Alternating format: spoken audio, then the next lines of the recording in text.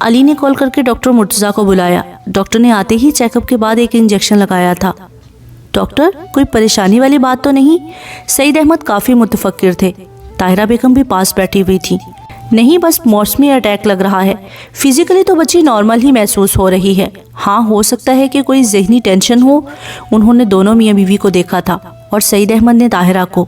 وہ خود بھی حیران تھی، فرح کو بیٹھے بیٹھائے کس ٹینشن نے آ لیا کہ وہ منٹوں میں غافل ہو گئی۔ نہیں، ٹینشن تو کوئی نہیں، اچھی بھلی رہی تھی سارا دن۔ ہاں، موسمی اٹیک ہو سکتا ہے، انہوں نے فوراً تردید کی تھی۔ ڈاکٹر نے سر ہلاتے پیڈ پر کچھ میڈیسن لکھ دی تھی۔ سعید صاحب، یہ منگوا لیں، اوپر درج ہدایت کے مطابق یوز کروائیں، انشاءاللہ صبح تک بچی کی طبیعت بحال ہو جائے گی۔ سعید احمد نے پرچہ تھام لیا تھا۔ چند ہدایات کے بعد ڈاکٹر صاحب رخصت ہو گئے۔ فرح ابھی بھی غنودگی کی کیفیت میں تھی۔ علی خاموشی سے بستر کی دوسری طرف بیٹھا ہوا تھا۔ فرح ان سب کی لاڈلی ہی نہیں، چہیتی بھی تھی۔ نہایت حساس اور سمجھدار سی بہن، تینوں بھائیوں کی جان تھی، اور سعید احمد تو اس سے خصوصی لگاؤ رکھتے تھے۔ بیٹی رحمت ہوتی ہے۔ فرح کی پیدائش پر سب سے زیادہ وہی خوش ہوئے تھے، بیٹی کا خاص خیال بھی رکھتے تھے، اس کی ہر خواہش کو پورا کرنا اپنا فرض سمجھتے تھے۔ وہ تو بڑی سے بڑی بات پر بھی کبھی بیمار نہیں ہوئی تھی۔ بہت کم اسے بخار ہوا تھا، مگر آج وہ فزیکلی ہمیشہ سے بہت مضبوط رہی تھی۔ کیا ٹینشن لی ہوگی اس نے؟ چوکیدار کے بیٹے کو میڈیسن لانے کو بھیج کر وہ مسلسل یہی سوچتے رہے تھے۔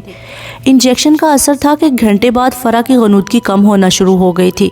طاہرہ بیگم نے اسے کھانا کھلا کر میڈیسن دی تھی۔ علی اور سعید احمد نے بھی اسے حواس میں آتے دیکھ کر کھانا کھایا تھا۔ طاہرہ بیگم فرح کے سرہانے بیٹھی اس کا سر دباتی رہیں۔ 10 بجے کے قریب سامان کی واپسی ہوئی تھی۔ علی سے بھی فرح کی خراب طبیعت کا سن کر فوراً اس کے کمرے کی طرف آیا تھا۔ کیا ہوا؟ کیسے ہو گئی طبیعت خراب؟ وہ شاید میڈیسن کی وجہ سے سو چکی تھی۔ طاہرہ بیگم اس کا سر دبا رہی تھی۔ پریشانی سے دریافت کرتے فرح کا چہرہ دیکھتے وہ اس کے پاس ہی بستر کے کنارے پر ٹک گیا تھا۔ پتہ نہیں، ڈاکٹر کہہ رہا تھا کہ شاید کوئی ٹینشن لی ہے اس نے۔ بھلا ایسی کیا ٹینشن لے لی اس نے؟ اس گھر میں تو 24 گھنٹے ٹینشن کی فضا برقرار رہتی ہے۔ ایسے ماحول میں تو انسان بڑی سے بڑی ٹینشن میں بھی بحال رہتا ہے۔ میرا خیال ہے کہ موسمی اٹیک ہے اور کچھ نہیں۔ ٹینشن کے تو اب اس گھر میں سبھی عادی ہیں۔ سمان احمد نے صرف ماں کی صورت دیکھی تھی۔ دل تو چاہا کہ کہہ دے آپ بیٹی کی ماں ہو کر اتنی غافل کیسے رہ گئیں کہ بیٹی انجان شخص کی دھمکیوں سے خود ہی لڑتی رہی۔ سب سے زیادہ گھر میں فرح کے ساتھ ان کا اور علی کا ہی وقت گزرا تھا۔ ایسے میں فون کالز کا سلسلہ شروع ہوا اور طاہرہ بیگم بے خبر ہوں۔ سمان کو ہضم نہیں ہو رہا تھا۔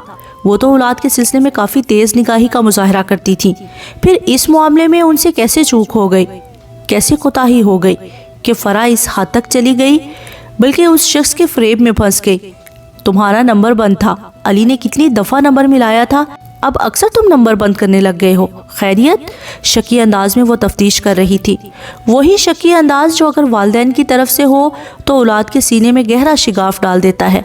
اس سمے سمان احمد نے خود کو خاصا بے بس محسوس کیا۔ کیا مطلب؟ ایک لمحے کی تلخی پورے وجود میں سرایت کر گئی۔ صاف واضح سا سوال ہے، ظاہر ہے تمہارا نمبر بند تھا۔ تمہارے والد صاحب خاصے متفکر تھے، مجھے تم میٹنگ میں کہہ کر گئے تھے، اب میں کیا جانوں کہ تم کہاں تھے، نمبر کیوں بند تھا؟ پریشانی تو فطری سی بات ہے۔ سمان احمد کے اندر شدید مزاحمت انگڑائی لے کر بیدار ہوئی تھی۔ اسلام آباد والی حرکت کے بعد طاہرہ بیگم اب سمان احمد کی ہر حرکت کو مشکوک نظروں سے جانچ رہی تھی۔ سمان اچھی طرح سمجھ رہا تھا، مگر کچھ بھی کہنے سے قاصر تھا کہ مقابل اس کی ماں تھی۔ وہ رشتوں کو اہمیت دینے والا، ان کی قدر کرنے والا انسان تھا۔ ماں کی طرف سے اس قدر بے یقینی اور شدید بے اعتباری کی وجہ سے سمان خود کو کچھ بھی کہنے سے بمشکل روک پایا تھا کہ رشتوں کا احترام وہ ہر حال میں کرنے والا انسان تھا۔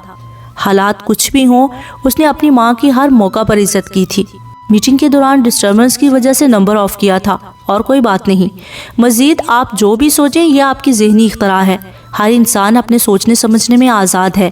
میں کیا کہہ سکتا ہوں؟ نہ چاہتے ہوئے بھی تلخی نوکے زبان پر دار آئی۔ طاہرہ بیگم نے خشمگین نظروں سے دیکھا۔ میڈیسن لی؟ ڈاکٹر کو دکھایا؟ قبل اس کے کہ وہ بھی جواباً ٹیمپرامنٹ لوز کرتی، سمان نے بات ہی بدل دی تھی۔ ہاں، ڈاکٹر مرتضیٰ آ کر دیکھ گئے تھے، انجیکشن لگایا اور میڈیسن بھی کھلا دی ہے۔ انہوں نے بھی خود کو نارمل کرتے فرح کی طرف توجہ دی۔ یہ سو چکی ہے، میرا خیال ہے اب صبح تک اس کی آنکھ نہیں کھلے گی، آپ بھی آرام کریں۔ فرح کی پیشانی چھو کر حرارت چیک کرتے سمان نے انہیں گویا تسلی دی تھی۔ بہرحال وہ ماں تھی، نظریاتی اختلاف ایک طرف، مگر وہ بلا کی انا پرست بھی تھی۔ یہ انا کی جنگ ہی تو تھی کہ ان کے والدین اپنی اولاد کی طرف سے غفلت برت رہے تھے۔ فرح نہ جانے کب اور کیسے والدین کی اندرونی چپکلش سے فرار حاصل کرتے ہوئے نیٹ چیٹنگ کی طرف مصروف ہوئی تھی، اور کب اس کی ذات کے اندر شکستگی کی فضا پروان چڑھنا شروع ہوئی۔ لڑکے تو اپنا وقت باہر آنے جانے میں کیسے بھی صرف کر لیتے ہیں۔ ایسے حالات میں جب والدین اپنی اپنی انا کی جنگ کے پرچم بلند کیے اپنے اپنے مفادات کو اہمیت دینے لگے، تو خصوصاً بیٹیاں ضرور اثر پذیر ہوتی ہیں۔ سامان کے اندر تو رنج کی فضا گہری ہوتی چلی گئی۔ بہت محبت و نرمی سے فرح کا ہاتھ تھام لیا۔ سارا دن مصروف رہی ہوگی، تھک گئی ہوگی، میں ادھر اس کے پاس ہی سو جاتی ہوں۔ بخار میں انسان ویسے بھی خاصا حساس ہو جاتا ہے، نہ جانے رات کب آنکھ کھلے۔ تم فکر نہ کرو، جا کر آرام کرو، اور ہاں کھانا کھاؤ گے یا کھا کر آئے ہو؟ سامان کی آنکھوں سے بہن کے لیے جھلکتی محبت و چاہت محسوس کر کے وہ بھی فوراً نرم ہوئی تھی۔ فرح کی پیشانی چومتے اسے بھی ہدایت کرتے آخر میں پوچھا تھا، ہاں کھا لیا ہے، چائے کی طلب ہو رہی ہے، میں بنا دیتی ہوں۔ رات کی چائے ہمیشہ فرح ہی بناتی تھی، اور سامان چاہے رات کو کتنا ہی لیٹ آئے یا طاہرہ بیگم سو جائیں، فرح جاگ کر اس کا انتظار ضرور کرتی تھی، کھانے چائے کا پوچھتی تھی۔ وہ ان سب بھائیوں سے کتنی محبت کرتی تھی، کوئی ان سے پوچھتا نہیں؟ رہنے دیں، آپ پہلے ہی تھک گئی ہوں گی، میں ساجدہ سے کہتا ہوں۔ سامان کو رات کے اس پہر اپنے لیے ماں سے کچھ کروانا اچھا نہ لگا تھا، فوراً منع کیا۔ ماجدہ تو اپنے کوارٹر میں چلی گئی ہے، برتن دھوتے ہی میں نے اسے بھیج دیا تھا، میں خود بنا لیتا ہوں، آپ فکر نہ کریں۔ سامان کمرے سے نکل کر اپنے بیڈ روم میں چلا آیا تھا۔ کپڑے چینج کر کے کچن میں آ کر اس نے اپنے لیے چائے بنائی تھی۔ علی اور سعید احمد اپنے اپنے کمروں میں جا چکے تھے۔ سامان احمد چائے کا مگ لیے بیرونی تمام لائٹس آف کرنے، لاک چیک کرنے کے بعد اپنے کمرے میں واپس آ گیا تھا۔ آج سارا دن بہت مصروفیت اور بھاگ دوڑ میں گزرا تھا۔ صوفے پر بیٹھ کر چائے پیتے سامان احمد کو اپنے جسم کی تھکاوٹ کا احساس ہوا۔ پہلے آفس، شام سے پہلے چچی کے ہاں جانا، وہاں سے واپسی پر گھر آنا، فرح سے ساری تفصیل جاننا، پھر واپس میٹنگ کے لیے جانا، اور اب پھر گھر آنا، اور فرح کی یہ کنڈیشن۔ آج کا دن صرف جسمانی ہی نہیں، ذہنی مشقت میں بھی بہت بھاری رہا تھا۔ چائے پیتے سامان احمد کے ذہن میں بھی ایک کشمکش برپا تھی۔ فرح کو پہلے ای میلز کرنے والا، پھر پھول، کارڈ، خط بھیجنے والا، اور اب کالز کے ذریعے تنگ کرنے والا کون ہو سکتا ہے؟ سامان جتنا بھی سوچ رہا تھا اتنا ہی الجھ رہا تھا۔ سامان نے چائے ختم کر کے اپنا موبائل نکالا تھا۔ CLI پر درج نمبر سامان احمد کے حافظے میں فیڈ ہو چکا تھا۔ سامان نے فوراً نمبر ملایا۔ سامان کے پاس اتنا کریڈٹ ضرور تھا کہ وہ آرام سے تفصیلی طور پر تنگ کرنے والے کو اپنے موبائل سے جج کرتا۔ 5ویں بیل پر کال ریسیو کر لی گئی تھی۔ ہیلو، بہت فریش بھاری مردانہ آواز تھی۔ آواز اتنی جانی پہچانی محسوس ہوئی کہ سامان ایک سیکنڈ کو کچھ بھی نہ سوچ سکا۔ ہیلو سامان احمد، یار کال کی ہے تو بول کیوں نہیں رہے؟ خیریت ہے نا؟ ہیلو ہیلو سامان بولو یار۔ سامان کو اپنے دائیں کان میں گونجنے والی آواز اپنے ذہن پر کسی ہتھوڑے کی مانند برستی محسوس ہوئی تھی۔ سامان احمد کو ایک لمحے کو محسوس ہوا تھا کہ اس نے غلط نمبر ڈائل کیے ہیں۔ جلدی سے اسکرین دیکھی مگر نمبر وہی تھے، مگر آواز ہیلو، یہ تمہارا نمبر ہے؟ سامان کو اپنی آواز بھی اجنبی محسوس ہوئی۔ ہاں یہ میرا ہی نمبر ہے، دوسری طرف سے تصدیق کی گئی تھی۔ دوسرا نمبر پھر کس کا ہے؟ سامان نے دوبارہ پوچھا تھا۔ اب اس کے لہجے میں صاف اور واضح تلخی تھی۔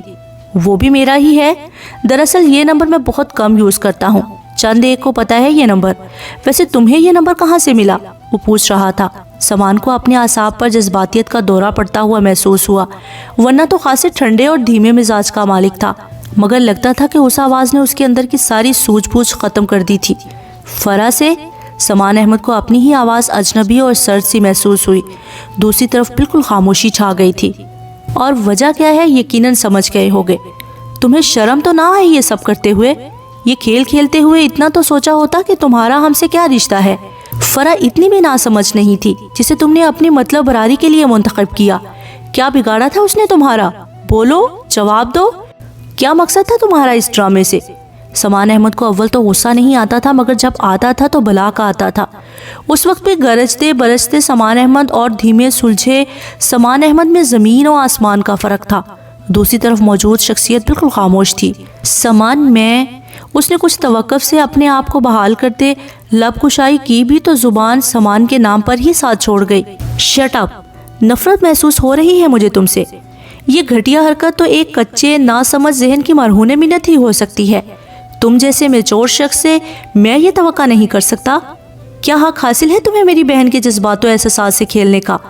اتنا تنہا اور لاوارث سمجھ رکھا ہے تم نے اسے، جو کچھ بھی کرتے پھرو کسی کو خبر بھی نہ ہو سکتی؟ تمہاری ایک حرکت کی بدولت وہ اس وقت سب سے نظریں چرانے پر مجبور ہے۔ کاش تم اندازہ لگا سکتے کہ تم سے بات کرنے کے بعد وہ کیسے ہوش و حواس سے بیگانہ بخار سے تپ رہی ہے۔ سامان، میں تو مذاق، بکواس نہیں کرو۔ سامان نے انتہائی غم و غصے سے مغروب اسے اپنی بات ہی مکمل نہیں کرنے دی تھی۔ تمہارے لیے یہ مذاق تھا؟ واہ کیا بے نیازی ہے، کسی کی جان گئی اور آپ کی ادا ٹھہری۔ شیم آن یو۔ آئندہ میرے گھر کے نمبر پر کال کرنے سے پہلے 100 بار سوچنا۔ یہ تمہارا امریکہ نہیں پاکستان ہے، اور تمہیں یہ گھٹیا کھیل کھیلنے کے لیے وہیں ایسی لڑکیوں کی خاصی تعداد مل جائے گی۔ غصے سے پھنکارتے سامان احمد نے کال ڈسکنیکٹ کر دی تھی۔ غصے سے موبائل بستر پر پٹک کر سامان نے اضطرابی انداز میں کمرے میں چکر لگانا شروع کر دیے تھے۔ اوہ مائی گاڈ، اتنا بڑا دھوکہ! غصے سے ٹہلتے سامان کو اپنے اعصاب چٹکتے محسوس ہوئے، یوں جیسے خون کی جگہ بارود بھر گیا ہو رگوں میں۔ ادھر سے ادھر ٹہلتے موبائل پھر بج اٹھا تھا۔ سامان نے قدم روک کر بستر کی طرف دیکھا۔ قریب آ کر موبائل اٹھا کر دیکھا تو اسکرین پر جگمگانے والا نمبر دیکھ کر سامان احمد کا غصہ پھر سوا نیزے پر جا پہنچا۔ ایڈیٹ! سامان نے کال ڈسکنیکٹ کر دی تھی۔ 1 سیکنڈ بعد پھر فون بج رہا تھا۔ سامان نے انتہائی غصے سے موبائل آف کر کے سرہانے کی طرف پھینک دیا تھا۔ سامان احمد کو دوبارہ اپنی نارمل کیفیت میں آنے کے لیے اچھی خاصی جدوجہد کرنا پڑی تھی، ورنہ اعصاب تو یوں بکھرے تھے گویا کوئی لاوا پھٹا ہو۔ اتنا بڑا دھوکہ، اتنا سنگین مذاق، اتنا لاوالی پن! سامان جوں سوچ رہا تھا سلگ رہا تھا۔ کسی کے لیے شاید یہ سب ذہنی تسکین تھی، مگر سامان احمد کو اس جرأت پر اپنی ہی رگوں میں خون کی جگہ شرارے دوڑتے محسوس ہو رہے تھے۔ فرا ان کی نہایت سلجھی ہوئی سمجھدار بہن تھی۔ ماں باپ کی اندرونی چپکلش نے اسے وقت سے پہلے بڑا کر دیا تھا۔ فرا کے آنسو سامان کو ایک دفعہ پھر اپنے سینے پر گرتے شعلوں کو ہوا دیتے محسوس ہوئے تو سامان احمد نے انتہائی طیش و غضب سے اپنی مٹھی اپنے بائیں ہاتھ پر ماری تھی۔ مسلسل ہوتی بیل سے اس کی نیند ٹوٹی تھی۔ انتہائی ناگواری سے شارق زمان نے اطراف میں دیکھا۔ سرہانے پر پڑا موبائل مسلسل بج رہا تھا۔ اپنی نیند میں یہ خلل اسے بہت گراں گزرا تھا، تاہم نیند ٹوٹ چکی تھی۔ کوہنیوں کے بل تھوڑا سا اوپر کھسکتے اس نے کال ریسیو کی تھی۔ ہیلو سر، صبح فجر کے قریب احسان منصور پرل کانٹیننٹل ہوٹل سے اپنی بیگم شہوانہ اور اپنی ساس کو لے کر اپنے فلیٹ میں واپس جا رہا تھا کہ کچھ نامعلوم لوگوں نے ان کی گاڑی پر فائرنگ کر دی تھی۔ احسان منصور کا ڈرائیور تو موقع پر ہی جاں بحق ہو گیا تھا، تاہم باقی تینوں شدید زخمی ہیں، بلکہ احسان منصور کو تو سرے سے کچھ ہوا ہی نہیں، صرف گولی اس کے بازو کو چھوتے ہوئے گزر گئی تھی۔ لگتا ہے فائرنگ کرنے والے کا ہدف وہ تھا بھی نہیں۔ شہوانہ اور اس کی ماں کی حالت کافی سیریس ہے، اسپتال میں فوری ریسکیو سروس نے پہنچایا تھا۔ ایس پی انجم خان اطلاع ملتے ہی فوراً اسپتال پہنچے تھے۔ افتخار تو جیسے ہی مجھے پتا چلا تھا کہ احسان منصور نے نکاح کی ساری کارروائی پرل کانٹیننٹل کے ایک کمرے میں سر انجام دی ہے تو فوراً اسے آگاہ کیا تھا۔ وہ وہاں چلا گیا تھا، اس سے رابطہ ہوا ہے، وہ بھی ہسپتال پہنچ چکا ہے۔ اب آپ بتائیں ہم کیا کریں؟ ایس پی انجم خان بار بار آپ کا پوچھ رہے ہیں۔ دوسری طرف سے سنائی دینے والی خبر سے شارق زمان کی ساری ناگواری پل میں ختم ہوئی تھی۔ وہ لمحوں میں حواس میں لوٹا تھا۔ تم لوگ ادھر ہی رہو، ابھی میں نہیں آ سکتا، مگر تم مجھے مسلسل اطلاع دیتے رہو۔ ایس پی انجم خان کو کہہ دینا ساری کارروائی کا پتہ چلائے۔ اب مزہ آئے گا لالا منصور سے مقابلہ کرنے کا۔ بڑا آیا تھا مجھے دھمکیاں دینے والا۔ تمہارا کیا خیال ہے اس سارے عمل میں کس کا ہاتھ ہو سکتا ہے؟ سر صاف نظر آ رہا ہے یہ لالا منصور کی ہی حرکت ہو سکتی ہے، جس طرح گولی نے صرف اس کے بیٹے کو چھوا ہے، صاف پتہ چل رہا ہے۔ عمران نے آرام سے تجزیہ کیا تھا۔ اور شہوانہ اور اس کی ماں، ان کی کنڈیشن کیسی ہے؟ کیا خیال ہے بچ پائیں گی یا نہیں؟ پرسوچ انداز تھا، بلکہ کسی حد تک شفاق بھی۔ سر مشکل ہی ہے، دراصل ابھی کچھ کہہ نہیں سکتا، خون بہت بہہ چکا ہے۔ ریسکیو ٹیم موقع پر ہی پہنچ گئی تھی، ورنہ شاید چائے وقوع پر ہی دونوں دم توڑ دیتی۔ اچھا تھا ختم ہو جاتی، کم از کم ایک زمانہ ان کے شر سے تو بچا رہتا۔ نفرت و حقارت سے اس نے اپنے اندر کا غبار نکالا تھا۔ ویسے ریسکیو کو کس نے کال کی تھی، یا وہ خود ہی پہنچ گئے تھے خدائی فوجدار بن کے؟ یہ ریسکیو والے سر احسان منصور نے ہی کی تھی، اس وقت وہی ہوش میں تھا۔ ریسکیو والوں سے تو یہی اطلاع ملی تھی، باقی واللہ عالم۔ اوکے ٹھیک ہے، مجھے ایک ایک پل کی اطلاع دو۔ افتخار کو کہنا ایک لمحہ کو بھی وہاں سے نہ ہٹے۔ میں نے اگر مناسب سمجھا تو اسپتال کا چکر لگاؤں گا، ورنہ معذرت۔ اس نے یہ کہتے ہوئے کال بند کر دی تھی۔ عمران سے جس قدر سکون سے بات کر رہا تھا، حقیقتاً میں ایسا بالکل نہ تھا۔ اس خبر نے اس کے اعصاب کو منتشر کر دیا تھا، بلکہ اچھا خاصا جھٹکا لگا تھا۔ موبائل اس نے بے پرواہی سے سائیڈ میں پھینکا تھا۔ گزری شب کا ایک ایک لمحہ اس کے دل و دماغ پر پرچھائی کی طرح نصب تھا۔ اب تمام جسارتیں، نویرا کا رونا، گڑ گڑانا، التجائیں کرنا، مزاحمتی انداز، قسمیں، واسطے دینا، شارق زمان کے چہرے کا ایک رنگ آ رہا تھا اور ایک جا رہا تھا۔ اپنی شخصیت کا یہ دوہرا پن خود اس کے اپنے لیے بھی نہایت اذیت ہی نہیں تکلیف دہ بھی تھا۔ باتھ روم کے دروازے کی طرف لپکتے اس کے پیروں میں نویرا کی شال الجھی تھی۔ وہ فوراً ٹھہر گیا۔ ایک ہاتھ میں کلپ تھا تو دوسرے ہاتھ سے اسے جھک کر سرخ شال اٹھا لی۔ چادر صوفے پر ڈالتے دوبارہ باتھ روم کے بند دروازے کو دیکھا۔ نہ جانے وہ اندر کس حال میں تھی۔ رات نویرا کا انداز مر مٹنے والا تھا۔ گھڑی کی طرف نگاہ کی، صبح کے 6 بج رہے تھے۔ شارق زمان نے اپنے کمرے پر نگاہ ڈالی۔ کمرہ تو جوں کا توں تھا، مگر قالین پر جگہ جگہ ٹوٹی چوڑیاں بکھری پڑی تھی۔ شارق زمان کو اپنا جسم جھٹکوں کی زد پر محسوس ہوا۔ دروازے کے پاس آ کر اس نے ہینڈل گھمایا تھا، مگر دروازہ اندر سے لاک تھا۔ شارق نے دروازے پر دستک دی۔ نویرا؟ ساتھ میں آواز بھی دی تھی، مگر کوئی رد عمل نہ تھا۔ نویرا پلیز دروازہ کھولو۔ پہلے سے زیادہ سختی سے اس نے دروازہ پیٹا تھا۔ 5-6 منٹ انتظار کیا تھا۔ نویرا پلیز دروازہ کھولو ورنہ میں دروازہ توڑ دوں گا۔ جوں ایک ایک پل گزر رہا تھا، شارق زمان کے اندر وحشتیں پھر جنون خیزی کا لبادہ اوڑھنے لگی تھی۔ نویرا دروازہ کھولو، پلیز دروازہ کھولو۔ اس کی برداشت ختم ہوتی جا رہی تھی، یوں جیسے کوئی لمحہ با لمحہ اسے برف کے برادے میں دھکیلتا جا رہا ہو۔ وہ چیخ اٹھا تھا۔ اتنی سختی سے دروازے کو ٹھوکرے مارتے، ہینڈل کو مروڑتے وہ بس دروازہ توڑنے کو تھا، جب ایک دم سے دوسری طرف سے کھٹکا ہوا تھا، یوں جیسے دوسری طرف چٹکنی گرائی گئی ہو۔ شارق زمان فوراً پیچھے ہٹا تھا۔ نویرا نے دروازہ کھول دیا۔ شارق زمان کی نگاہیں بے اختیار اس پر اٹھی تھی، مگر اس پر زیادہ دیر ٹھہر نہ سکیں۔ گزری رات کی ساری وحشتیں نویرا کے وجود سے جھلکتی اسے نظر جھکانے پر مجبور کر گئی تھی۔ روتی سوجی آنکھیں، سوجا چہرہ، بکھرے بال، مگر نویرا کا وجود چیخ چیخ کر اپنے اوپر رات گزرنے والی قیامت بتا رہا تھا۔ نویرا، اس نے پکارا تھا۔ احساس جرم تھا یا کیا تھا، آواز خود بخود بس تھی۔ خبردار تم نے ایک لفظ بھی کہا، میں تمہاری وحشت کی بھینٹ چڑھ جاؤں۔ تمہاری بھول ہے، مجھے یہاں سے جانا ہے، اس لیے دروازہ کھولا ہے۔ اگر تم نے مجھے ہاتھ بھی لگایا تو بہت برا کرو گے، اپنے ساتھ ساتھ میں تمہاری جان بھی لے لوں گی۔ ساری رات کی اذیت، ٹھنڈے یک فرش پر ننگے پاؤں کانپتے لرزتے جسم سمیت وہ ایک ایسی قیامت سے گزری تھی جو اسے بہت بہادر بنا چکی تھی۔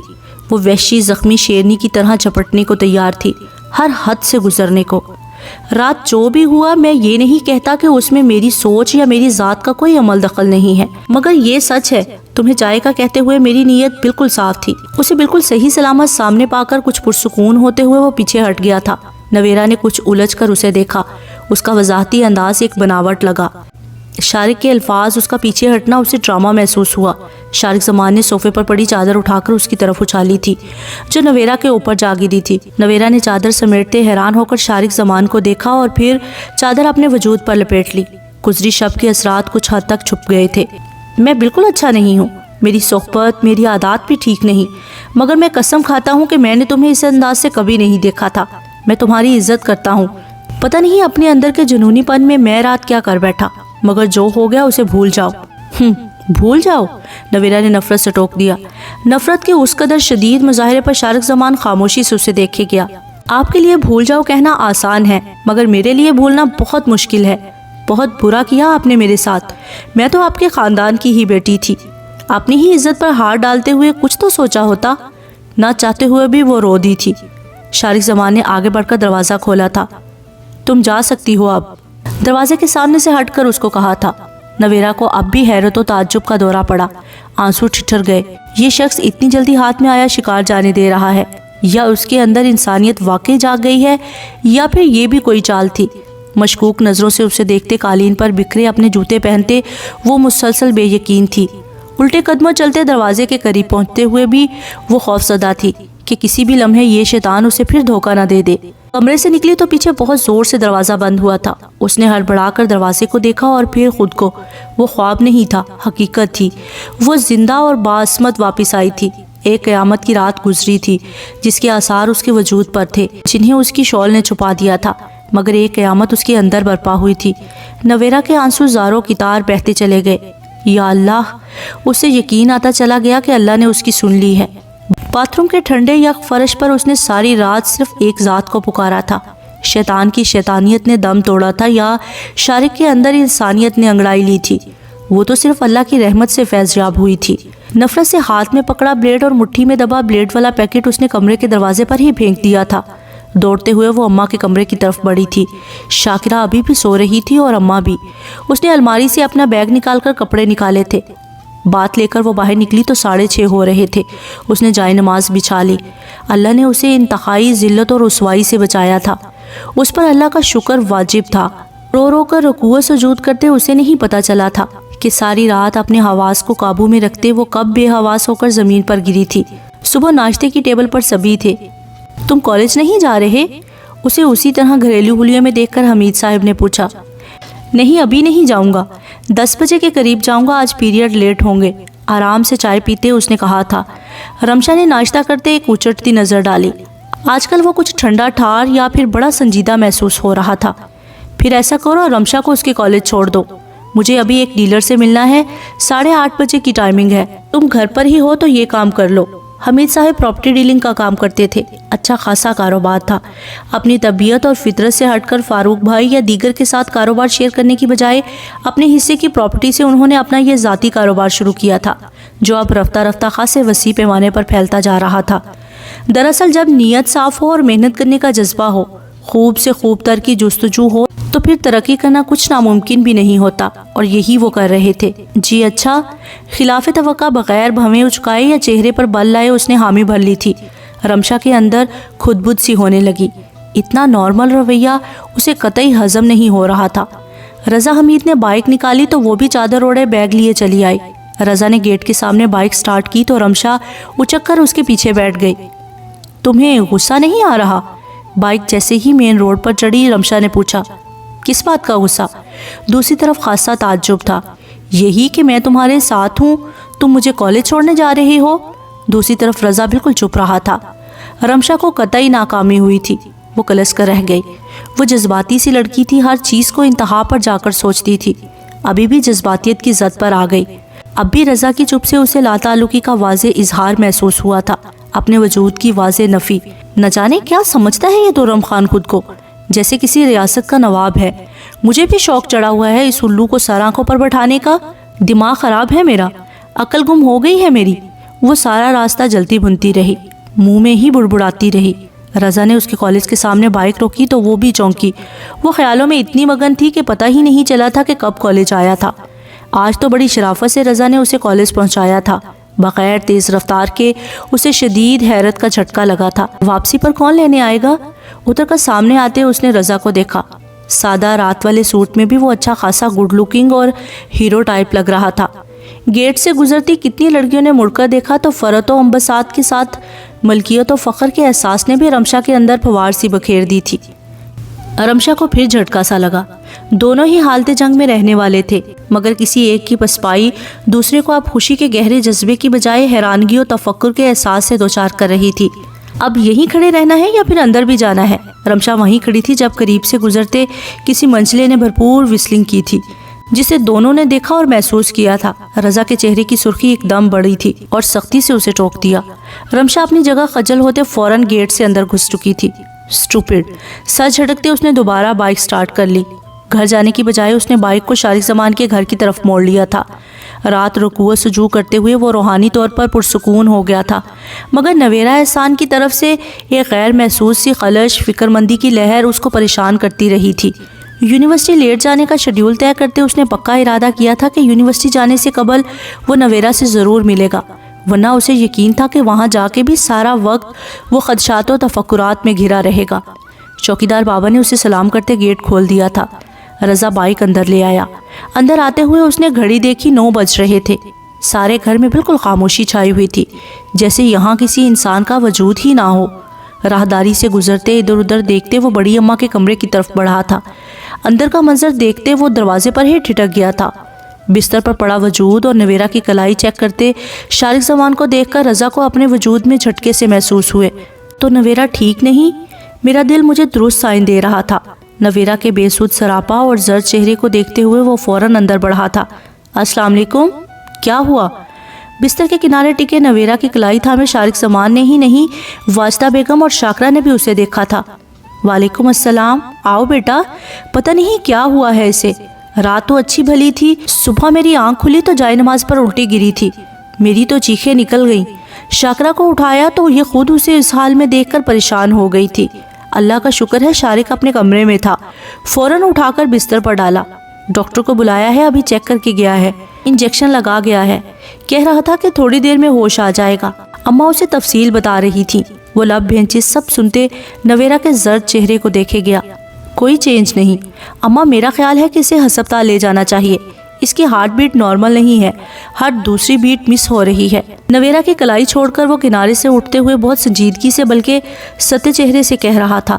رضا تو شارق کے الفاظ سن کر گنگ رہ گیا تھا۔ ہائے اللہ، یہ کیا ہو گیا؟ بیٹھے بٹھائے بچی پر کیا قیامت آ پڑی کہ دل کی دھڑکن نارمل نہیں ہو رہی؟ ڈاکٹر تو کہہ رہا تھا کہ سنبھل جائے گی۔ اماں نے فوراً اپنا کلیجہ تھاما تھا۔ ڈاکٹر تو یہ بھی کہہ کر گیا ہے کہ اگر اگلے آدھ گھنٹے میں ہارٹ بیٹ نارمل نہ ہوئی تو فوراً ہسپتال منتقل کرے، طبی امداد ملنا بہت ضروری ہے ورنہ سیریس کنڈیشن بھی ہو سکتی ہے۔ آپ دیکھ نہیں رہی کہ کوئی امپروومنٹ تو ہو ہی نہیں رہی؟ ایک دم وہ تلخ ہوا تھا۔ چنچلاتے ہوئے اس نے اندر کی اذیت باہر منتقل کی تھی۔ شاکرہ، جاؤ لاؤنج میں ٹی وی کے پاس میری گاڑی کی چابی ہے، لے کر آؤ۔ دوبارہ بے سود پڑے وجود کو دیکھتے ہوئے اس نے کہا تھا۔ اندر آندھی طوفان کا موسم تھا، شاکرہ کو ایک دم پہیے لگے تھے۔ اگلے ہی سیکنڈ وہ چابی لے آئی تھی۔ رضا، تم گاڑی ڈرائیو کر لیتے ہو؟ جی۔ رضا جو ابھی تک صورتحال سمجھنے کی کوشش کر رہا تھا ایک دم الرٹ ہوا۔ تو گاڑی سٹارٹ کرو، میں اسے لاتا ہوں۔ اسے گاڑی کی چابی تھما کر وہ نویرہ کی طرف جھکا تھا۔ اماں آپ فکر نہیں کریں، یہ ٹھیک ہو جائیں گی، میں کال کروں گا۔ شاکرہ، میرے بیڈ پر میرا موبائل اور والیٹ ہے، اٹھا لاؤ، ہری اپ۔ نویرہ کو بازوؤں میں اٹھائے وہ تیزی سے باہر نکل گیا تھا۔ وہ جو کر چکا تھا اس کا خمیازہ اب اسے ساری عمر بھگتنا تھا۔ ستے ہوئے ذہن سے وہ یہی سوچ رہا تھا۔ احساس ندامت ایسا تھا کہ جس کا سفر شاید ہی ختم ہوتا۔ اب ساری زندگی اسی ندامت سمیت گزارنی تھی یا پھر ایک قطعی قدم اٹھانا تھا۔ ذہن کی بیچارگی نہ جانے کس کس رخ پر محو پرواز تھی۔ انہیں ہسپتال پہنچنے میں قطعی دیر نہ ہوئی تھی۔ 9 بجے کے بعد اسکول و کالج کا زور کم ہو جاتا تھا۔ کام دھندے پر بھی نکلنے والے کب کے نکل چکے تھے۔ سڑکیں پرسکون تھی۔ پھر نویرہ کی کنڈیشن کے پیش نظر رضا نے گاڑی بھی کافی تیزی سے ڈرائیو کی تھی۔ نویرہ کو فوراً ICU میں لے جایا گیا تھا۔ شارق زمان ذاتی مراسم والے ہسپتال میں لایا تھا۔ یہاں کے ڈاکٹر سے اس کے خاصے تعلقات تھے۔ فوری ٹریٹمنٹ دیا گیا تھا۔ مریضہ کو لگتا ہے کہ کوئی گہرا صدمہ پہنچا ہے، ہارٹ کنڈیشن نارمل نہیں ہو رہی، بلڈ پریشر لو ہے، شاید خطرناک حد تک۔ جب تک دل کوئی امپروومنٹ نہیں دکھاتا کچھ کہا نہیں جا سکتا۔ آپ دعا کریں مریضہ کا بلڈ نارمل کنڈیشن میں پاور کرے، جب تک بلڈ ریز نہیں کرے گا کچھ بھی کہنا قبل از وقت ہے۔ رضا شارق کے پاس ہی کھڑا تھا۔ اس کے پوچھنے پر کہ وہ کیسی ہے ڈاکٹر نے بتایا تھا۔ رضا کو اپنا چہرہ فک ہوتا ہوا محسوس ہوا۔ ڈاکٹر اس کا فک چہرہ دیکھ کر ہمدردی سے کندھا تھپ تھپا کر آگے بڑھ گئے تھے۔ شارق بھائی، ایسی کیا بات ہوئی؟ رات میں تو میری بات ہوئی تھی ان سے، وہ اچھی بھلی تھی، یہ بیٹھے بیٹھائے انہوں نے کیا ٹینشن لے لی جو اس شدید ٹینشن کا باعث بنی؟ وہ تو بالکل صحت مند نارمل تھی۔ رضا اپنے اندر کے اضطراب کو بالکل نہیں چھپا پایا تھا، بالکل فطری رد عمل تھا۔ مجھے نہیں پتا، میں ڈاکٹر کے پاس ہوں، تم نبیل کو کال کر کے اصل صورتحال سے باخبر کراؤ۔ اپنے سر سپاٹ بے تاثر چہرے سمیت رضا کے جواب میں شارق زمان جیب سے موبائل نکال کر اسے تھماتے آگے بڑھ گیا تھا۔ رضا نے ناسمجھ انداز میں شارق زمان کے انداز و اعتبار اور رویے کو جانچا۔ کہیں کوئی چیز غلط تھی کیا؟ وہ شدید کشمکش کا شکار ہو چکا تھا۔ وہ اس کی وجہ کو سمجھنے سے بالکل قاصر تھا۔ خاموشی سے اس نے کال کر کے نبیل کو اطلاع کر دی تھی۔ نبیل آفس کے لیے نکل چکا تھا۔ نویرہ کی کنڈیشن سن کر فوراً آنے کو کہا۔ اس کے بعد اس نے اپنے اور پھر فاروق چچا کے ہاں اطلاع دی تھی۔ نویرہ کی شدید بلکہ سیریس حالت اب ہر کسی کے علم میں آنا لازمی تھا۔ موبائل کو بند کر کے وہ بے بسی و بیچارگی سے گلاس وال کو دیکھے گیا جس کے پار وہ ڈاکٹروں کی ٹیم کے رحم و کرم مشینوں میں جکڑی گویا ساری دنیا سے بے نیاز ہو چکی تھی۔ 1 گھنٹے کے اندر اندر نویرہ کی طبیعت کا سن کر سبھی بھاگے چلے آئے تھے۔ وہاں آنے والوں میں سب سے پہلے نبیل بھائی تھے اور پھر نواز، فاروق تھے جن کے موبائل نمبر پر رضا نے اطلاع دی تھی۔ گھر سے رضیہ بیگم چلی آئی تھی کہ فاروق صاحب کام پر نکل چکے تھے، حمید صاحب بھی چلے گئے تھے۔ سپیدہ بیگم خبر پاتے ہی تنہا آئی تھی جبکہ نبیلہ بھابھی اور اماں دونوں آئی تھیں۔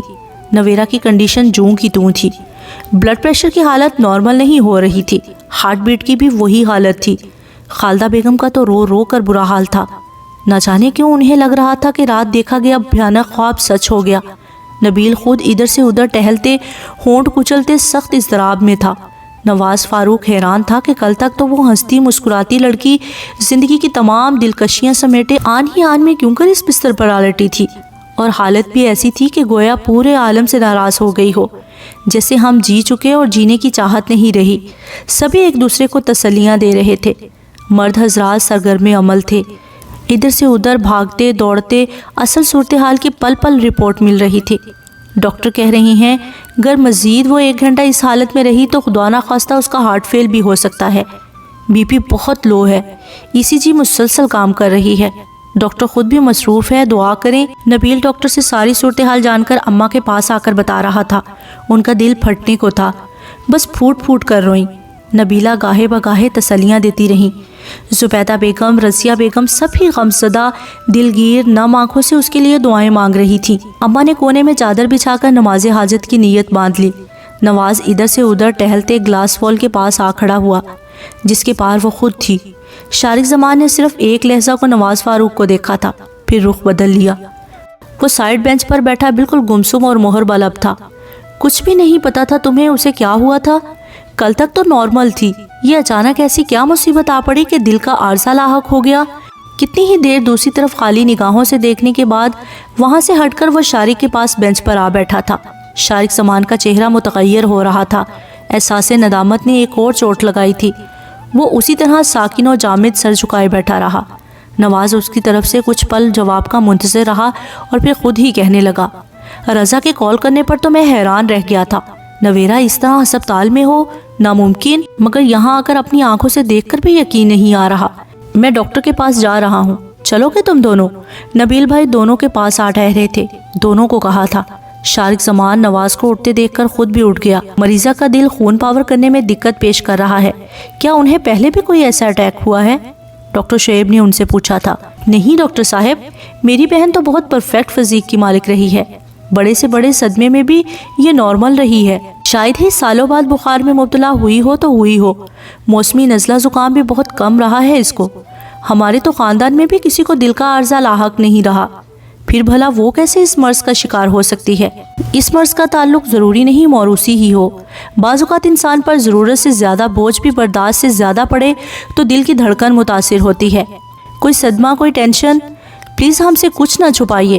ہمیں لگ رہا ہے کہ مریضہ کے نروس پر بھی اثر ہوا ہے جس کی وجہ سے ان کا دل زیادہ متاثر ہوا ہے. نہیں ڈاکٹر صاحب، خدا نہ خواستہ ایسی کوئی صورتحال پیش نہیں آئی. یہ تو غموں میں بھی مصلحت تلاش کرنے والی لڑکی ہے، تاریکی میں بھی روشن پہلو نکال لیتی ہے. خاندان میں بھی دور دور تک کسی فوری صدمے یا ٹینشن والی بات نہیں ہوئی. چند دنوں بعد اس کی شادی ہے. یہ تو بہت خوش تھی. نبیل کی وضاحت پر ڈاکٹر نے سر ہلایا تھا. اوکے، آپ لوگ حوصلہ رکھیں، ہم پوری کوشش کر رہے ہیں. دل کی حالت قدرے سنبھلتی ہے تو انشاءاللہ پھر زندگی کے بہت امکانات ہوں گے. ڈاکٹر انہیں تسلی دے کر وہاں سے چلا گیا تھا. نواز، یہ کیا ہو رہا ہے؟ میری سمجھ میں کچھ نہیں آ رہا.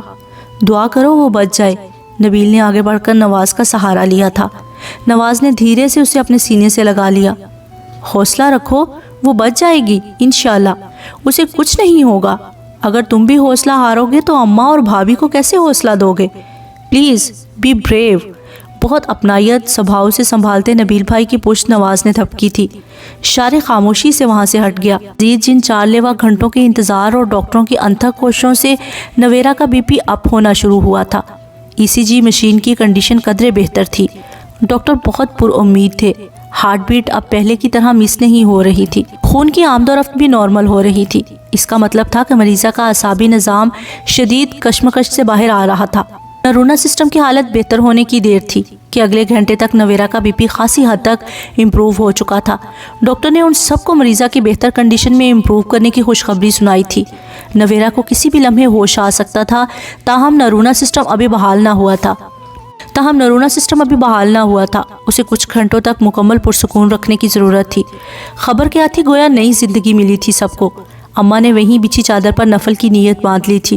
اس کی کنڈیشن کے باعث ڈاکٹرز نے اسے ابھی تک انتہائی نگہداشت کے روم میں ہی رکھا ہوا تھا. جب تک وہ خود سے ہوش میں نہ آ جاتی اسے اسی طرح مشینوں میں جکڑی ہوئی تھی. سب کے لیے فی الحال یہی بہت تھا کہ اب وہ خطرے سے باہر ہے۔ نویرا کی طبیعت کا سن کر فاروق چچا بھی آ گئے تھے۔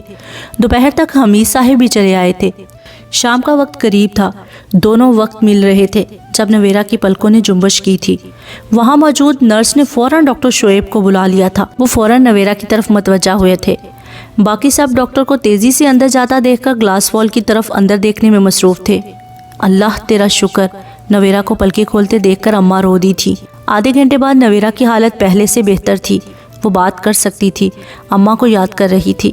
ڈاکٹر شعیب نے اماں کو اندر بھیجنے کو کہا تھا۔ اماں، ماجدہ بیگم کو دیکھ کر وہ سسک اٹھی۔ اس کے ہاتھ پر ڈرپ لگی ہوئی تھی۔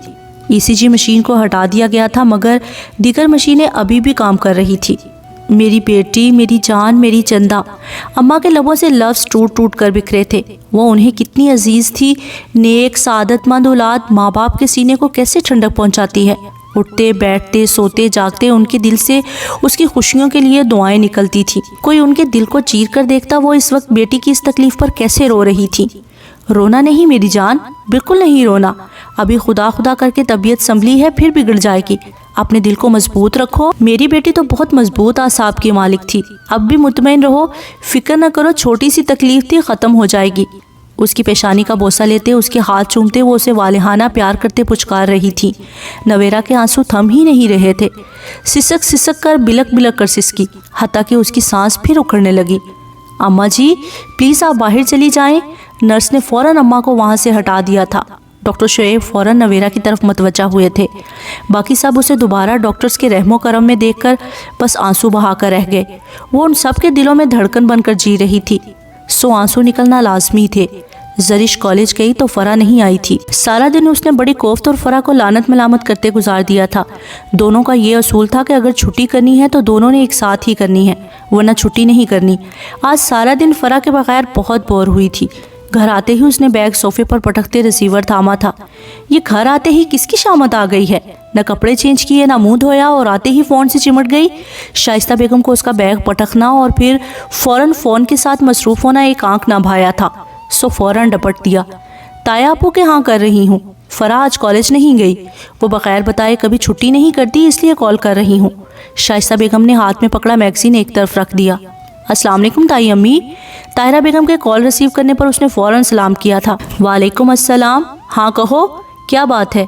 زرش کی آواز سن کر انہوں نے اپنے اسی سرد بے تاثر انداز میں پوچھا تھا۔ زرش جزبز ہوئی۔ اسلام آباد جانے سے پہلے فون پر ان کی آواز سنی تھی اور اب سن رہی تھی۔ کنکھیوں سے ماں کو دیکھا جو پوری طرح متوجہ تھی۔ وہ فرح سے بات کرنی ہے، تھوک نگلتے اس نے کہا تھا۔ کیوں؟ وہی انداز تھا۔ زرش کا ایک دم پارا ہائی ہونے لگا۔ وہ آج کالج نہیں گئی تھی، میں نے سوچا کہ پتہ کروں خیریت تو ہے نا۔ دل ہی دل میں ان کے تفتیشی انداز کو کوستے سامنے بیٹھی شائستہ بیگم کی نگاہوں سے خائف ہوتے اس نے بظاہر آرام سے کہا تھا، اللہ کا شکر ہے خیریت ہے۔ وہی سرد برفیلا لہجہ۔ زرش سے اب صبر نہ ہوا۔ پلیز اسے بات کروا دیں۔ لہجے کی تلخی کچھ حد تک واضح تھی۔ وہ سو رہی ہے، انہوں نے اسے ٹالا تھا۔ زرش کا BP بڑھنے لگا۔ کھٹاک سے فون بند کر دیا۔ کیا ہوا؟ بات نہیں کروائی تمہاری تائی نے اس سے؟ شائستہ بیگم جو بغور دیکھ اور سن رہی تھی، زرش کے چہرے کی سرخی کو جانچا۔ نہیں۔ اور ماما، یہ تائی امی کیا چیز ہیں؟ خود کو کیا سمجھتی ہیں؟ طاہرہ بیگم کے سرد برفیلے انداز نے زرش کو کافی صدمہ پہنچایا تھا۔ بری بات، وہ بڑی ہیں تم سے، اس طرح ذکر نہیں کرتے، ماما نے فوراً ٹوک دیا تھا۔ زرش کا جی چاہا کہ اپنا سر پیٹ لے۔ ماما، آپ کی اخلاقیات کی مجھے سمجھ نہیں آتی۔ سارے سبق ہمارے لیے اور وہ خود کچھ بھی کرتی پھریں۔ ایسا ہی سبق آپ نے تائی امی کو بھی پڑھا دیا ہوتا۔ آخر کو آپ کی کزن رہ چکی ہیں اتفاق سے۔ شائستہ بیگم نے اسے گھوڑا تھا۔ فضول باتوں کی نہیں ہو رہی زرش، بہت فضول گو ہوتی جا رہی ہو تم۔ ہر انسان اپنے ظرف کا بندہ ہوتا ہے۔ انسان کا اخلاق اس کے کردار کا عکاس ہوتا ہے۔ بڑے آخر بڑے ہوتے ہیں، غلطیاں بھی کرتے ہیں، مگر اس کا یہ مطلب نہیں کہ چھوٹے ان کو یوں کہیں۔ یہ سب باتیں تربیت میں شمار ہوتی ہیں اور تربیت سے ہی سیرت و کردار نکھرتے ہیں۔ عقل و فہم میں شعور آتا ہے، ادراک کا پہلو روشن ہوتا ہے۔ عقل کی باتیں نظر انداز کرنے کی نہیں۔ جو بات میں اپنے لیے پسند کرتی ہوں، میں کیسے پسند کر لوں گی میری اولاد اس کو اپنی طبیعت میں ڈھالے یا عادت بنائے؟ شائستہ بیگم کی باتوں میں زرش خاموشی سے وہاں سے اپنا بیگ اٹھا کر کھسک لی۔ باقی سارا وقت وہ طاہرہ بیگم کے رویے پر جلتی بھنتی رہی، رہ رہ کر فرا کی یاد ستاتی رہی۔ 3 بجے تو اسے اپنی برداشت جواب دیتی محسوس ہوئی۔ کتنے دن ہو گئے تھے تایا کے ہاں گئے ہوئے۔ شائستہ بیگم نوشی سے اپنے سر میں تیل ڈلوا رہی تھی۔ وہ سیدھی ان کے پاس آ بیٹھی۔ ماما، اس نے اٹھلا کر ان کے دونوں زانوں پر اپنا سر رکھا تو وہ سمجھ گئیں کہ اب ان کی چہیتی ضرور کوئی فرمائش چڑھے گی۔ نوشی تیل لگا رہی تھی تو انہوں نے صرف منہ پر ہی اکتفا کیا تھا۔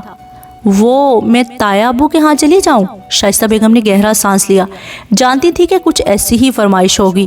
کیوں؟ فون پر تائی سے عزت کروا چکی ہو، کافی نہیں؟ میں کون سا تائی امی سے ملنے جا رہی ہوں، فرا سے ملنا ہے۔ سچی ماما، فرا یوں ہی چھٹی نہیں کرتی، ضرور کوئی بات ہوگی، پلیز چلی جاؤں؟ ان کے گھٹنوں کو دباتے وہ ملتجی ہوئی تھی۔ زرش، تنگ نہ کرو، ہر روز ایک ہی ضد، کب تک بچی بنی رہو گی؟ اگر ان کے گھر میں کوئی بات ضرور ہوگی تو ان کے گھر کا مسئلہ ہے، تمہیں کیا ضرورت پڑی ہے پرائے پھڈے میں ٹانگ اڑانے کی؟ بہت ہو گیا، میں تمہیں اب ان کے ہاں قطعی جانے کی اجازت نہیں دے سکتی۔ زرش کے ملتجی انداز پر انہوں نے سختی سے ٹوک دیا تھا۔ زرش بری طرح ہرٹ ہوئی، آنکھوں میں نمکین پانی آ بسا، انتہائی خفگی سے ماں کو دیکھا۔ آپ اچھا نہیں کر رہی، مجھے وہاں جانا ہے، پلیز، رندے گلے اور نم آنکھوں سے کہتی وہ شائستہ بیگم کا ضبط آزما گئی تھی۔ بہت ضدی ہوتی جا رہی ہو تم، ایک دفعہ کیا سمجھ نہیں آتا تمہیں؟ انہیں اس کے آنسو تکلیف پہنچانے لگے تھے، مگر لہجے کی سختی برقرار رکھی۔ ٹھیک ہے، میں اکیلی نہیں جاتی، نوشی بھی میرے ساتھ جائے گی۔ اسے تو تائی اماں کچھ نہیں کہتی، اب تو اجازت دے دیں۔ وہ اپنی ضد پر قائم تھی۔ شائستہ نے تعصب سے اسے دیکھا۔ مجال ہے جو لہجے کی سختی کا ذرا بھی اثر لیا ہو زرش نے۔ اچھا ٹھیک ہے، دماغ نہیں کھاؤ میرا، نوشی فارغ نہیں ہے، کل کو اگزام کے بعد شادی کر رہے ہیں اس کی، گھرداری سیکھے گی تو سسرال میں کام آئے گی، اور تم بھی اب اپنا یہ بچپنا چھوڑ دو، بہت بچی بن لیا تم نے، اب ہوش کے ناخن لو۔ اسے اجازت دیتے ہوئے انہوں نے ڈانٹنا ضروری سمجھا تھا۔ اچھا لے لوں گی، آپ خان بابا کو کہیں گاڑی نکالیں، میں چینج کر کے آتی ہوں۔ وہ ایک دم اپنے تمام آنسو صاف کیے یہ جا وہ جا تھی۔ شائستہ کا جی چاہا کہ اپنا سر پیٹ لے، نہ جانے کب عقل آئے گی اس لڑکی کو، وہ متفکر تھیں۔ آپ فکر کیوں کرتی ہیں، ٹھیک ہو جائے گی، نوشی نے سکون سے کہا تھا۔ اچھا بس کرو، جاؤ خان بابا کو کہو گاڑی نکالیں۔ تیل کی شیشی بند کر کے اپنے بالوں کا جوڑا بناتے انہوں نے نوشی کو کہا تو وہ چلی گئی۔ خان بابا کو باہر سے ہی رخصت کر کے وہ تیز تیز قدم اٹھاتی سیڑھیاں طے کر کے اندر داخل ہونے کو تھی، جب باہر آتے کسی وجود سے بری طرح ٹکراتے وہ پیچھے سیڑھیوں سے نیچے گرتے بال بال بچی تھی۔ مقابل نے فوراً حاضر دماغی کا مظاہرہ کرتے اس کے بازو کو تھام لیا تھا۔ اف، اندھے ہو کر چل رہے تھے؟ اپنے چکراتے سر کو تھامے بغیر دیکھے اس نے کہنا لازمی سمجھا تھا۔ میرا بھی آپ کے بارے میں یہی خیال ہے۔ دوسری طرف سے بہت سنجیدگی سے جوابی کارروائی ہوئی تھی۔ زرش نے ہاتھ ہٹا کر سامنے والے وجود کو دیکھا۔ ہائے ستارہ آپی، آپ خیریت؟ آپ یہاں؟ پل میں وہ ساری تکلیف بھول بھال چکی تھی۔ بالکل، تم سناؤ، تم کیسی ہو؟ ستارہ نے اسے گلے لگاتے بہت محبت سے اس کے رخسار پر بوسہ دیتے پیار سے اسے دیکھا تھا۔ بالکل ایوان، کس کے ساتھ آئی ہیں؟ قادر کے ساتھ آئی ہوں، امی پہلے ہی آئی بیٹھی ہیں، اندر ہی ہیں پھپھو بھی ہیں۔ یہ آج سورج کس سمت سے نکلا ہے؟ اس نے پیچھے مڑ کر سورج دیکھنا چاہا تھا۔ ستارہ کھلکھلائی، بہت بدتمیز ہو تم، فرا کی طبیعت ٹھیک نہیں تھی، صبح میں نے کال کی تھی، علی نے بتایا، میں نے امی کو فون کر کے اطلاع دی، اب سوچا خود جا کر عیادت کراؤں۔ میں تو یوں ہی باہر نکلی تھی، اندر دل گھبرا رہا تھا۔ امی وغیرہ سبھی اندر ہیں، اور ہاں کیسرا خالہ بھی اپنی آلو اولاد کے ساتھ موجود ہیں، ذرا دھیان سے۔ اب کیسی ہے؟ اور مجھے کسی نے بتایا بھی نہیں، میں یوں ہی چلی آئی۔ لو، میں اگر نہ آتی تو بھلا مجھے کیسے پتا چلتا؟ اسے فرا کی طبیعت کا جان کر بہت دکھ ہوا۔ وہ تیزی سے اندر داخل ہوئی تھی۔ لاؤنج میں کیسرا خالہ، ان کی بیٹیاں اور اسجد بھائی سبھی برا جمان تھے۔ السلام علیکم۔ وعلیکم السلام، تم بھی چلی آئیں؟ مل گئی اطلاع تمہیں بھی؟ خیر سے اکیلی آئی ہو یا کوئی اور بھی ساتھ ہے؟ کیسرا خالہ نے دیکھتے ہی تیر چھوڑا تھا۔ زرش جزبوز ہو گئی۔ دوسری طرف صوفے پر پھپھو بیٹھی ہوئی تھی، انہیں دیکھ کر اس کا سانس کچھ بحال ہوا۔ السلام علیکم پھپھو، کیسی ہیں آپ؟ اتنے سارے لوگوں میں قادر بھائی اور پھپھو ہی شناسا لگی تھی۔ وہ فوراً ان کی پناہ میں چلی آئی۔ سلام پیار کے بعد وہ قادر سے حال احوال دریافت کرنے لگ گئی۔ فرا کدھر ہے؟ اس نے علی کو دیکھا جو اسجد بھائی سے گفتگو میں مصروف تھا۔ اپنے کمرے میں لیٹی ہوئی ہے۔ وہ جلدی سے وہاں سے اٹھ کر فرا کے کمرے میں چلی آئی۔ بڑی بے مروت ہو تم، اتنا نہ ہوا کہ علی کو کہہ دیتی ایک کال کر دے، وہ تو کالج نہیں آئی ہوئی تھی, تمہیں سارا دن کوستی رہی. گھر آتے ہی کال کی, تمہاری والدہ ماجدہ سے بات ہوئی. وہ تو تمہیں پتہ ہی ہے کہ میری آواز سن کر ان کا لہجہ سرد ہو جاتا ہے. یہ مستقل یہی زاویہ ہے. فرح سو رہی ہے. اس نے تائی کے لہجے کی بھرپور نقل اتاری. فرح مسکرا دی. اب ایسی بھی کیا بے مروتی کہ بندہ کسی کی خراب طبیعت کی اطلاع بھی نہ دے. دھب سے فرح کے بستر پر گرتے وہ شروع ہو چکی تھی. فرح کو اتنے لوگوں میں بطور خاص زرش کو دیکھ کر پہلی دفعہ تازگی و اپنائیت کا احساس جاگا. بہت محبت و مان سے زرش کے مصنوعی خفگی کا مظاہرہ کرتے چہرے کو دیکھا. دل کو دل سے راہ ہوتی ہے.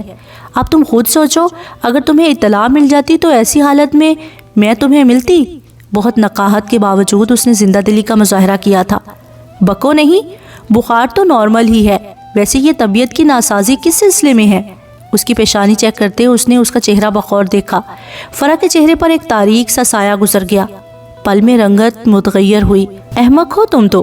بھلا طبیعت کی ناسازی بتا کر تھوڑی ہوتی ہے, بس اچانک ہو جاتی ہے. ہاں وہی تو پوچھ رہی ہوں, یہ اچانک کیوں تھا؟ کل تک تو اچھی بھلی تھی, کالج کینٹین سے دہی بھلے لے کر کھا رہی تھی, آئس کریم کے دور چل رہے تھے, اور اب یہ طبیعت. میں اب بھی اچھی بھلی ہوں, بلکہ ہلکی سی حرارت برقرار ہے. اس نے مسکرا کر زرش کی بات ٹال دی تو زرش سنجیدگی سے دیکھے گئی. کوئی بات ضرور ہے, خیر تم نہ بھی بتاؤ تو میں پتہ تو ضرور لگا لوں گی. اس نے فوراً کندھے اچکائے تو فرح الجھی. خدا کو مانو لڑکی, اب اپنا یہ منہ بند رکھنا. کیسرا خالہ ادھر ہی ہیں, شام تک ان میں سے کسی کا بھی جانے کا کوئی ارادہ نہیں ہے. یہاں تو منہ سے نکلی کوٹھوں پر چڑھی والا حال ہے. ان کی زبان کے سامنے پوری توپ فٹ ہے. قسم سے عیادت کرنے آئی ہیں. بول بول کر میرا دماغ پلپلا کر دیا ہے انہوں نے. وہ تو خیر ہوئی کہ پہلے ستارہ آپی اور پھر پھپھو چلی آئیں اور بچت ہو گئی. تم کچھ نہ بولنا, بد سے بدنام برا والا حال ہوگا. اس نے فوراً ٹوک دیا تھا. زرش ہنس دی. اب اتنی بھی احمق نہیں ہوں. ویسے بھی اب پتہ ضرور کروں گی کہ یہ کیسرا خالہ آخر چیز کیا ہے. ہر کوئی ان کی تعریف میں رطب اللسان. اب میں ان سے اچھی خاصی متاثر ہو چکی ہوں یار.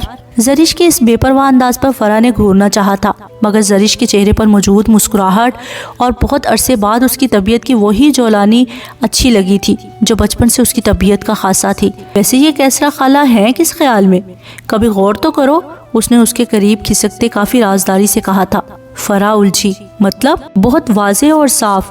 تم نے وہ 6.5 فٹ مطلب اپنی آنکھوں سے دیکھا نہیں؟ وہی جو کیسرا خالہ اپنی دخترانے نیک اختران کے ساتھ باندھ کر لائی ہیں.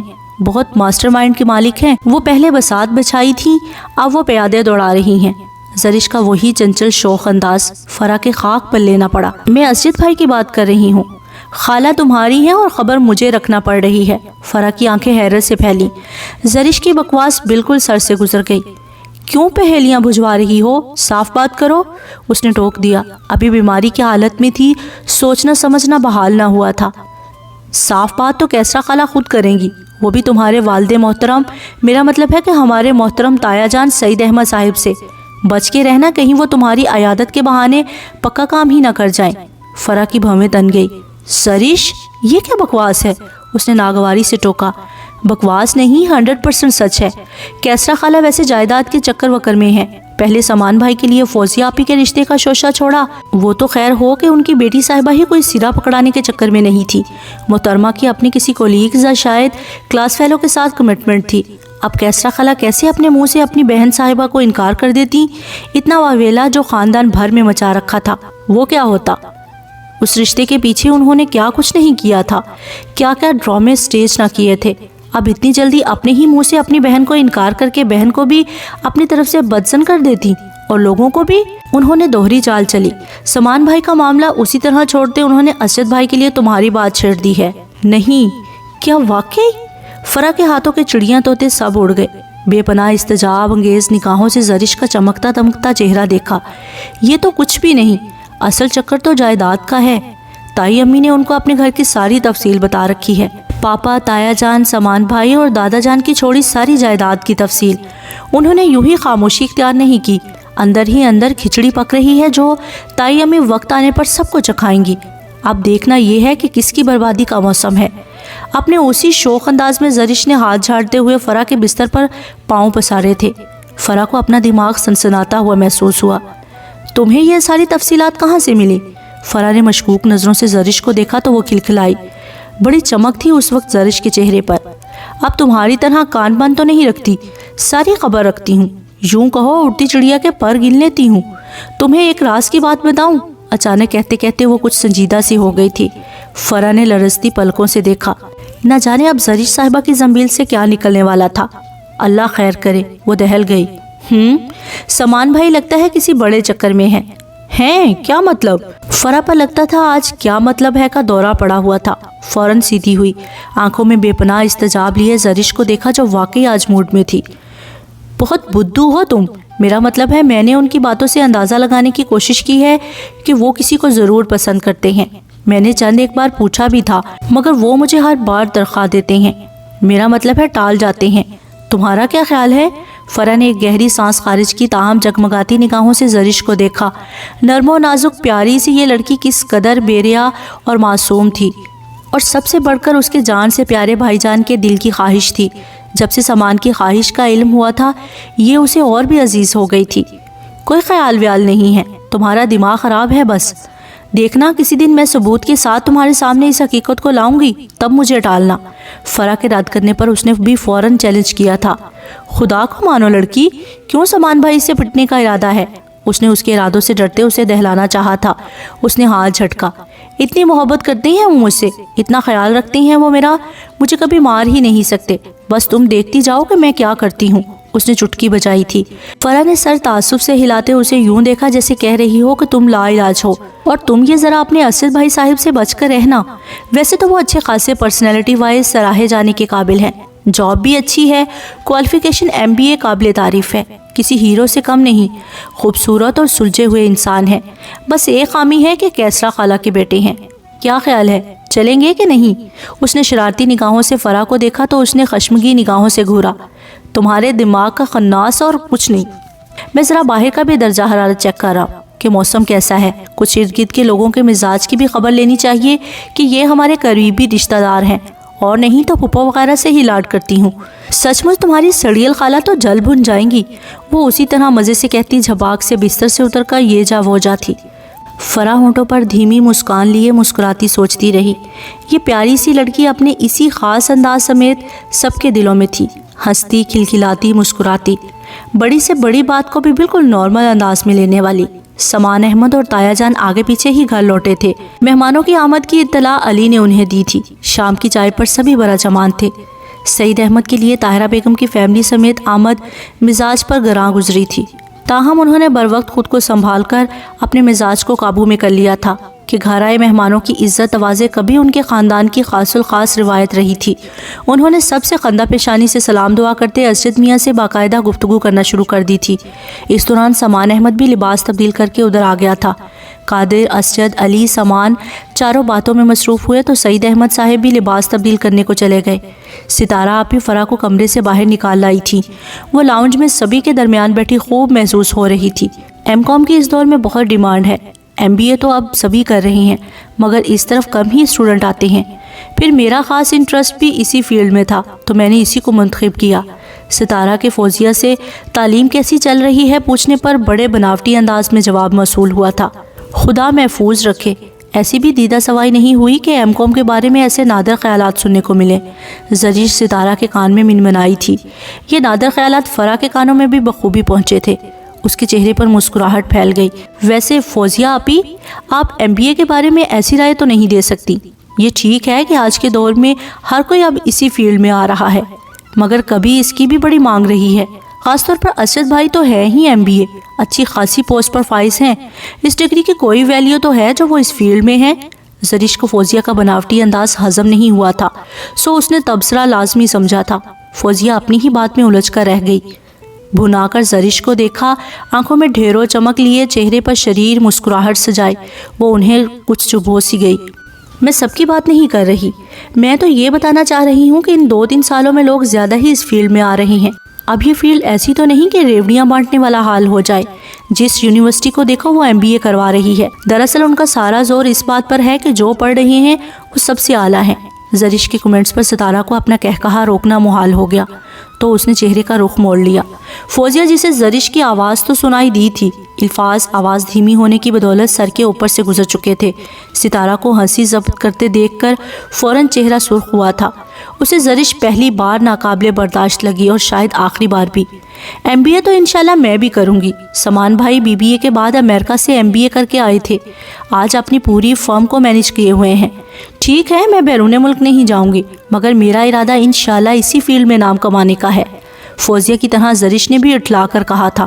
اور سجل تم کہاں ہوتی ہو؟ کالج میں کہیں دکھائی نہیں دیتی؟ اچانک زرش کا رخ کیسرا خالہ کی سب سے چھوٹی بیٹی سجل کی طرف ہوا تھا۔ وہ فوراً گڑبڑائی، اسے اپنی شامت آتی ہوئی محسوس ہوئی۔ نہیں، کالج میں ہی ہوتی ہوں، میرے اور تمہارے اختیاری مضامین مختلف ہیں، پھر لازمی میں بھی میرا سیکشن چینج ہے، میں تو خود بھی تم لوگوں کو بہت کم دیکھتی ہوں۔ ہڑبڑا کر اس نے فوراً وضاحت دی تھی۔ زرش ہنس دی۔ سجل ان کے کالج میں ہی ایڈمٹ تھی۔ پڑھائی سے جان چھڑانے والی یہ بدھو سی سجل اندر سے چیز بڑی اعلیٰ تھی۔ رابعہ باجی تو سینٹر میں اکثر دکھائی دیتی رہتی ہیں، دراصل ڈرامٹک سوسائٹی کی چیئرمین یہی ہیں، اس فیلڈ میں یہ بہت آگے جا سکتی ہیں۔